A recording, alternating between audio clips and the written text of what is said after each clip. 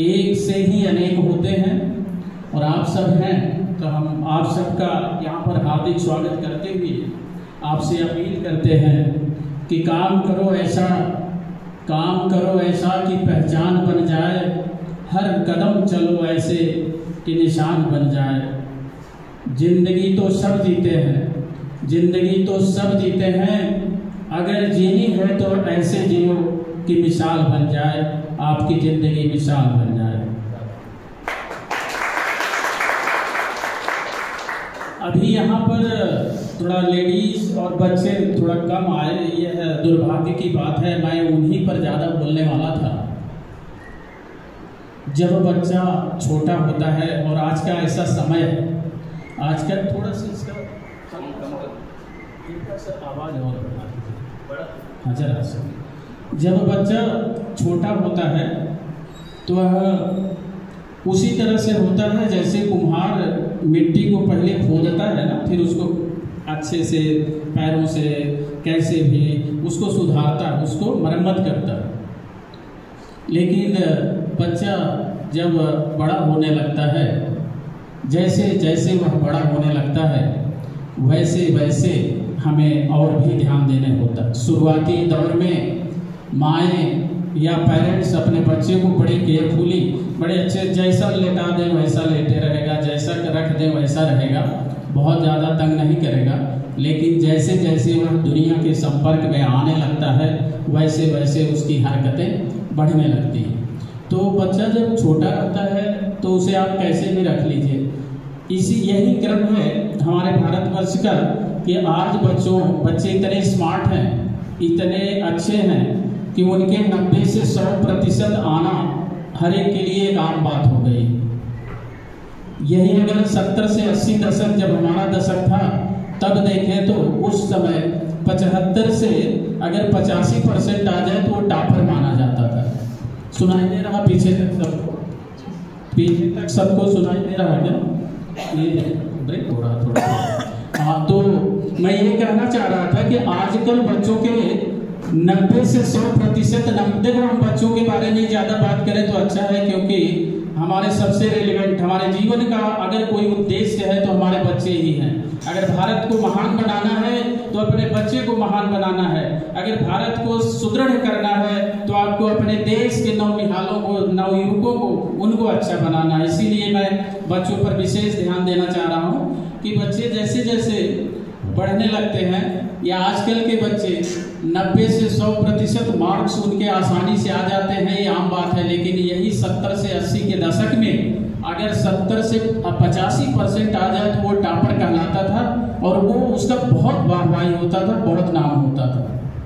आज का कारण ये है कि परीक्षा पत्र का आधुनिकीकरण, मॉडर्नाइजेशन ऑफ क्वेश्चन पेपर और शिक्षा प्रणाली में बदलाव, और सबसे महत्वपूर्ण बात यह है कि पेरेंट्स का जागरूक होना।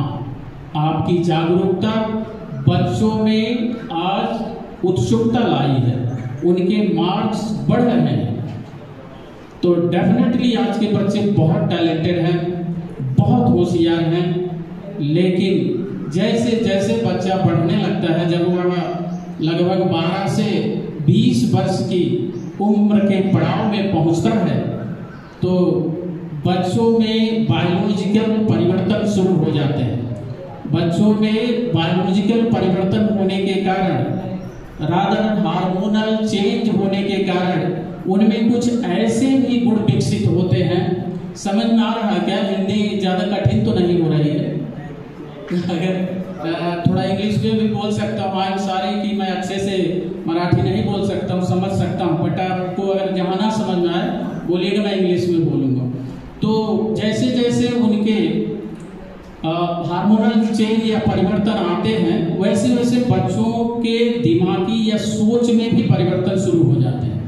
बहुत बारीक बात है, यहाँ समझने की बात है हर पेरेंट्स को कि बच्चे जब 14 से 20 के पड़ाव में होते हैं तो ये परिवर्तन उनमें इस तरह से अफेक्ट करते हैं कि वो अपने माँ बाप से, अपने भाई बहन से या अपने जो खास रिलेटिव होते हैं उनसे थोड़ा थोड़ा अपनी बातों को छिपाना शुरू कर देते हैं। माने ये उनकी गलती नहीं है, ये आपके परिवर्तन की भी गलती नहीं है, ये है हार्मोनल परिवर्तन। इस स्टेज में, इस ग्रुप एज में आने पर बच्चों को ये लगता है कि शायद मेरे माँ बाप मेरी बातों को अच्छे से कम समझ रहे हैं, मैं जो कहना चाह रही हूँ या कहना चाह रहा हूँ उसको अच्छे से नहीं समझ रहे हैं।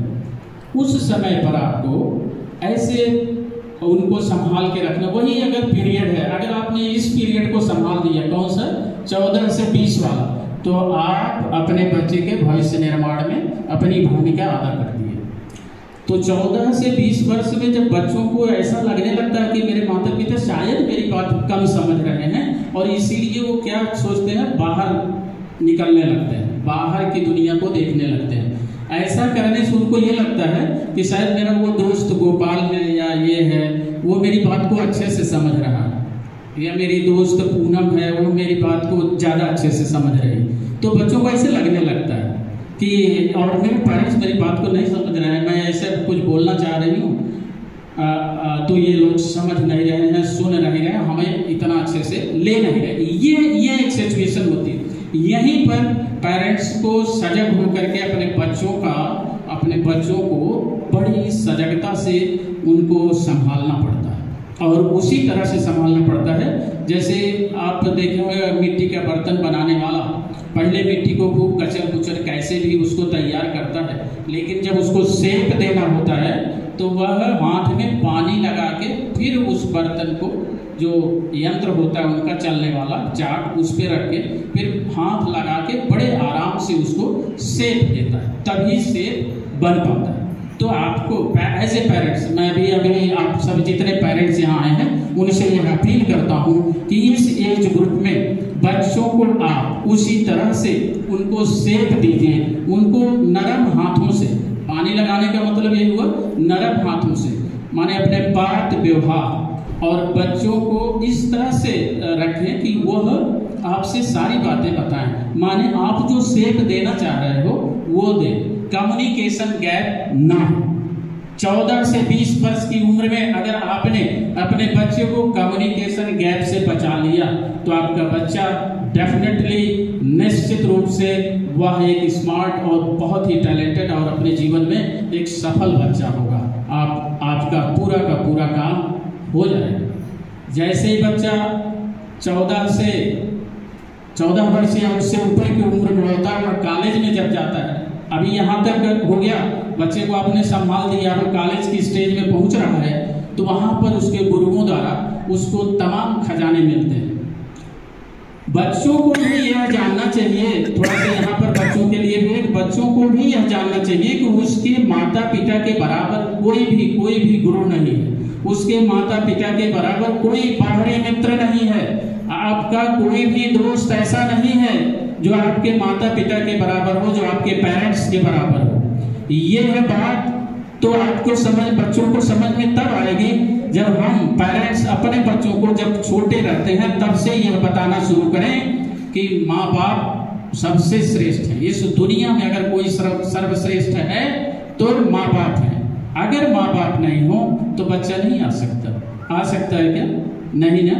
तो माँ बाप ही हैं। बच्चों ध्यान दो कि आपके पेरेंट्स ही हैं जिनकी वजह से आपका एग्जिस्टेंस है, जिनकी वजह से आप अस्तित्व में आए हैं। इन बातों को बहुत गंभीरता से, धीरे से बच्चों को जब छोटे रहे तभी समझाना पड़ेगा। तो मैं यही चाहता था कि ज़्यादा से ज़्यादा लोग आएँ और इस बात को अच्छे से समझें कि हमें अपने बच्चों का कैसे पालन पोषण करें। जो मेरा अनुभव है वही बता रहा। कोई बहुत लिखित या मैं बहुत पढ़ा लिखा आदमी नहीं हूँ, न मैं बहुत ऐसे हूँ, सिर्फ अपने अनुभव को शेयर कर रहा हूँ। तो आपको, मेरे अनुसार आपको अपने बच्चे को शुरू से 2-3 मानवीय गुण अवश्य सिखाने चाहिए। उनमें से एक ये है कि मैं एज ए पेरेंट्स या पेरेंट्स अपने बच्चे के लिए सर्वश्रेष्ठ।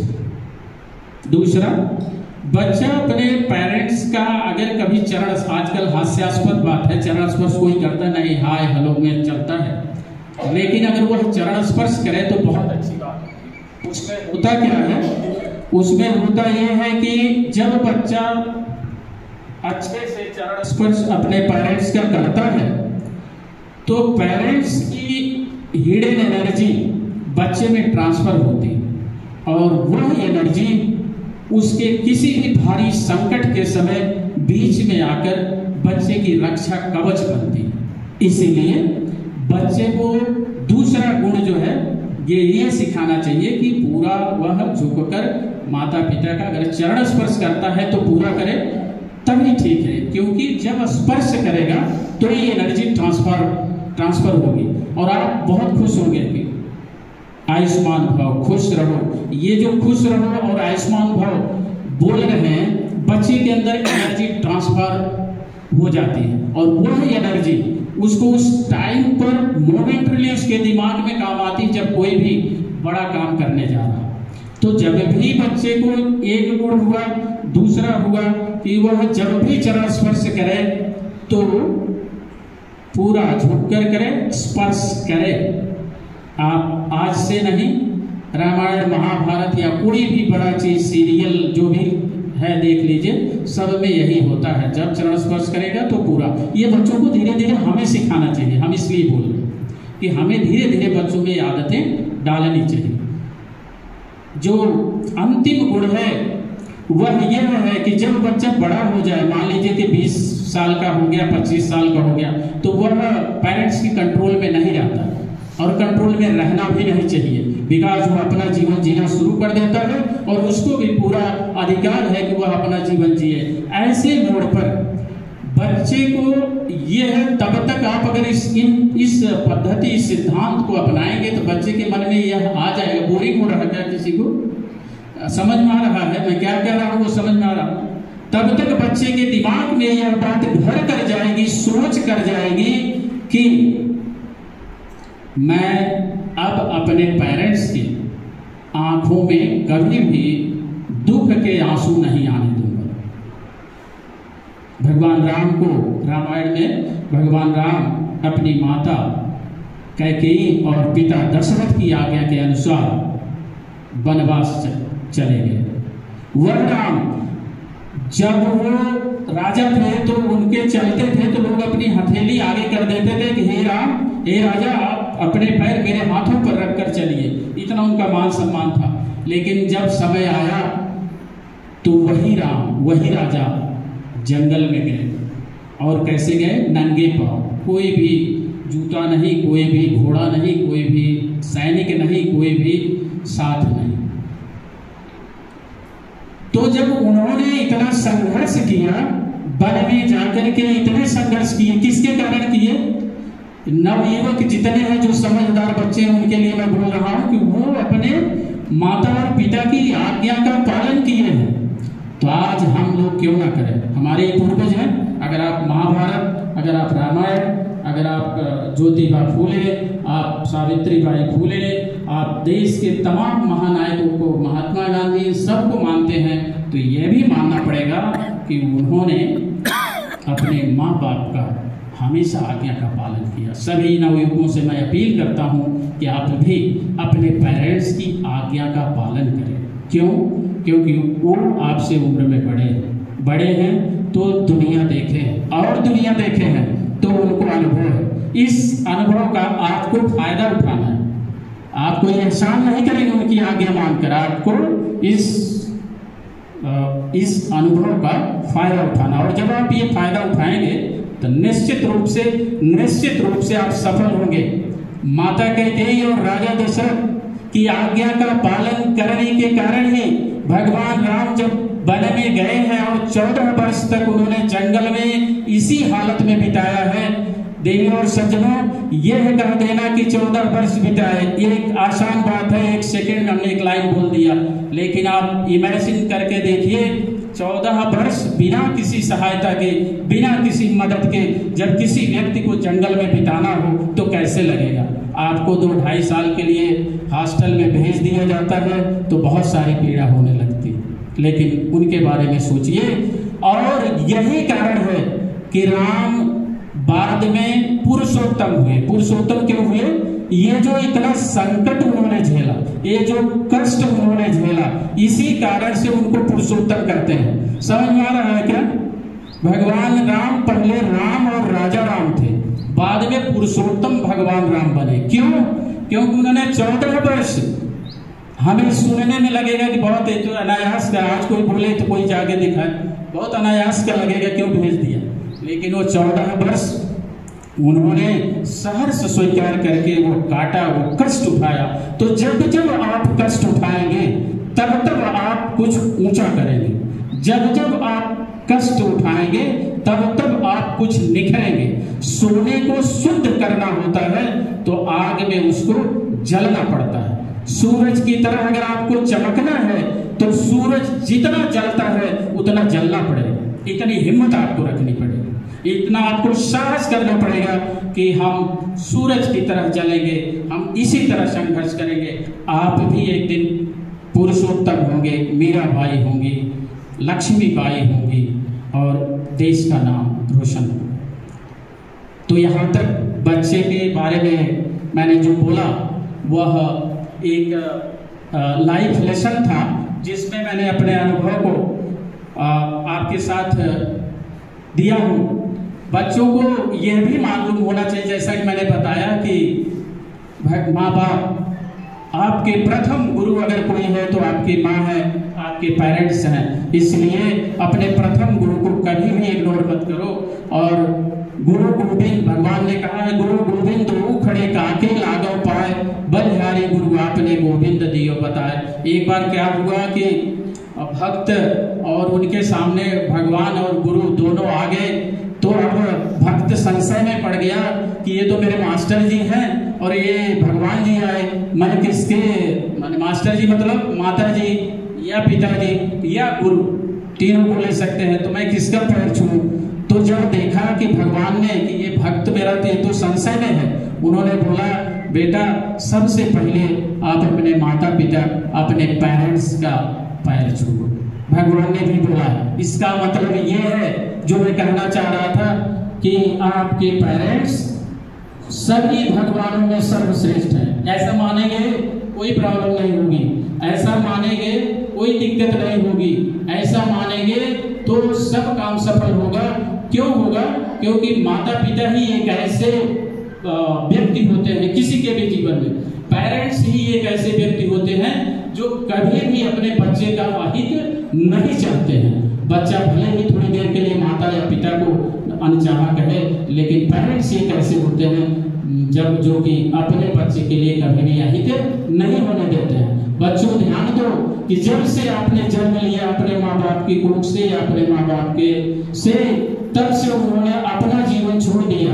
आपकी माँ ने अपना श्रृंगार छोड़ दिया, आपकी माँ ने अपना वक्त छोड़ दिया है, आपके पिताजी ने अपना समय छोड़ दिया है, आपके पिताजी ने अपना एंजॉय करना छोड़ दिया है। वह सब सुनियोजित हो गए किस लिए?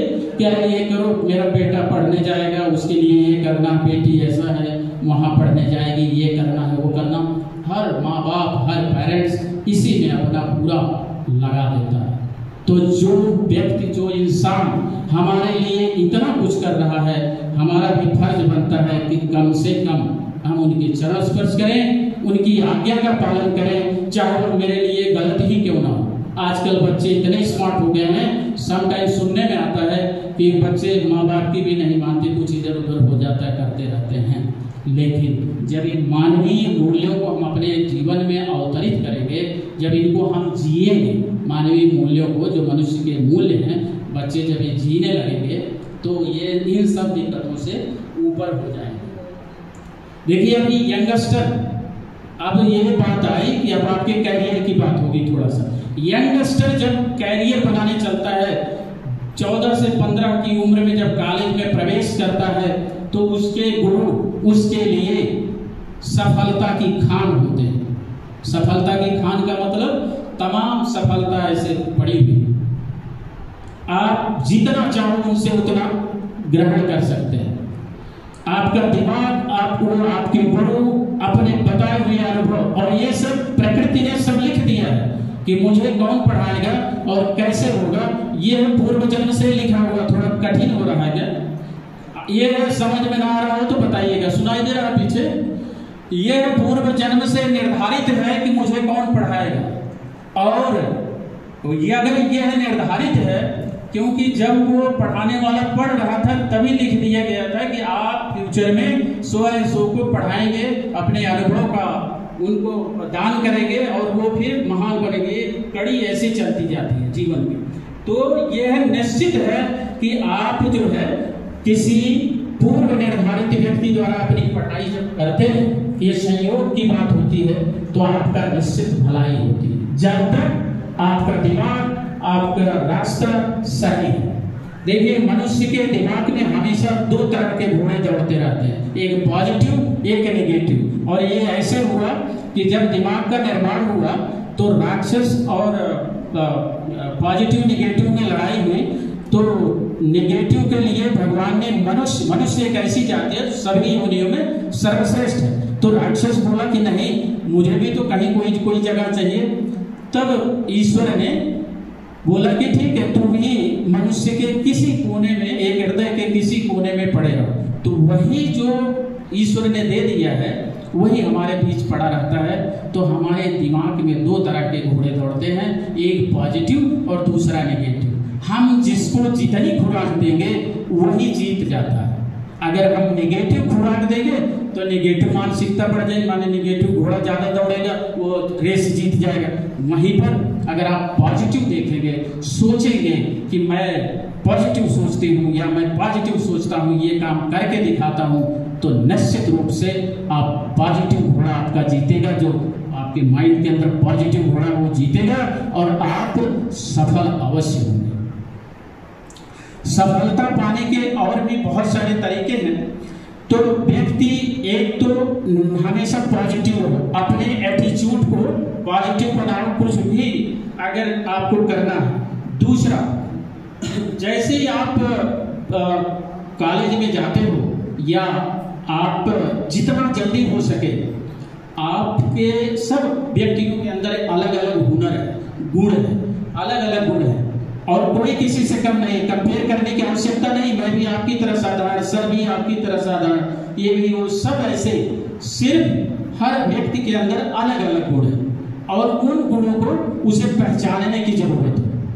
हर आदमी के अंदर अपना एक पैशन है, आइडेंटिफाई योर पैशन। जितना जल्दी हो सके आप अपने गुण को पहचाने, आप अपने हुनर को पहचाने। अगर आप अपने हुनर को पहचान लेंगे, अपने गुण को पहचान लेंगे, तो आप अपनी पूरी मेहनत उसके पीछे लगाएंगे। और जब आप पूरी मेहनत अपने हुनर पर लगा देंगे, अपने पैशन पर लगा देंगे, तो कोई ऐसी शक्ति नहीं है जो आपको पराजित कर सके, या कोई ऐसी शक्ति नहीं है जो आपकी सफलता के रास्ते में आ सके। मैं यही कहना चाहता हूँ और यही बताना चाहता हूँ कि आप अपने अंदर के पैशन को जितना जल्दी हो सके उतना जल्दी पहचानिए, खुद पहचानिए, पेरेंट्स की मदद से पहचानिए, अपने शिक्षकों की मदद से पहचानिए और उस पर फोकस करना शुरू कर दीजिए। जब आप ऐसा करेंगे डेफिनेटली जीत आपकी होगी। देखिए, आपके पास बहुत सारे दोस्त हैं, सबके पास बहुत सारे मित्र हैं, सभी के सहेली हैं, दोस्त हैं, हमारे भी फ्रेंड हैं, बच्चों के भी फ्रेंड हैं। आप जब बच्चा पढ़ने लगता है इसके तो एक पावर ऑफ संगत आता है, उसके बीच में पावर ऑफ संगत। हमारा वातावरण कैसा, आज यहाँ देखो आप लोग आए हो, बैठे हो, कुछ सुन रहे हैं। बहुत सारे लोग अभी भी रोड पर घूम रहे होंगे, पुलिया पर बैठ करके 4 मित्र आपस में कुछ बातें कर रहे हैं।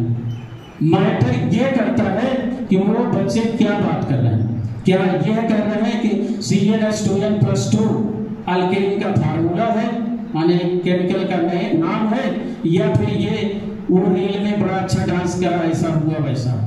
उन्हें क्या डिस्कशन किया आपस में, जब 4 दोस्त मिलते हैं वो क्या डिस्कशन करते हैं। ये बच्चों के, किसी भी व्यक्ति के, हमारे आपके किसी भी के बीच में बहुत मैटर करता है कि आप बात क्या कर रहे हैं, किस बारे में बात कर रहे हैं। और ये पनपता है अपने दोस्तों से, अपने दोस्तों के माध्यम से यह चीज अपने दोस्तों से यह चीज पनपती है कि वो क्या बात कर रहे हैं, आपस में कौन सी चर्चा ऐसी कर रहे हैं जिसके कारण वो सफल होंगे या असफल होंगे। तो पावर ऑफ संगत को पहचानिए। आप जिसके साथ उठते बैठते हैं उसका जरूर ध्यान रखिए कि ये क्या बोल रहा है और क्या कर रहा है।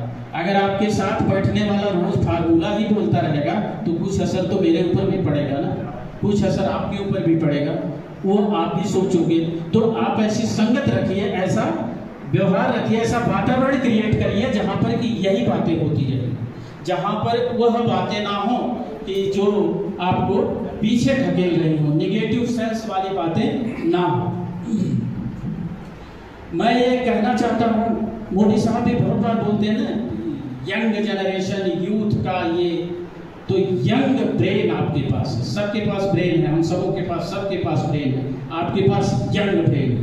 यंग ब्रेन एक ऐसा ब्रेन, एक ऐसा दिमाग, एक ऐसा कंप्यूटर, एक ऐसी कैलकुलेशन की मशीन है जिसको आप जितना यूज करेंगे उतना अच्छा रिजल्ट देगी, जिसको आप जैसे लिखेंगे वैसे बताएंगे। तो आप लिखने वाले आप हैं, आप क्या लिख रहे हो, आप उसको क्या फीड कर रहे हो, ये उसी बात पर निर्भर करता है।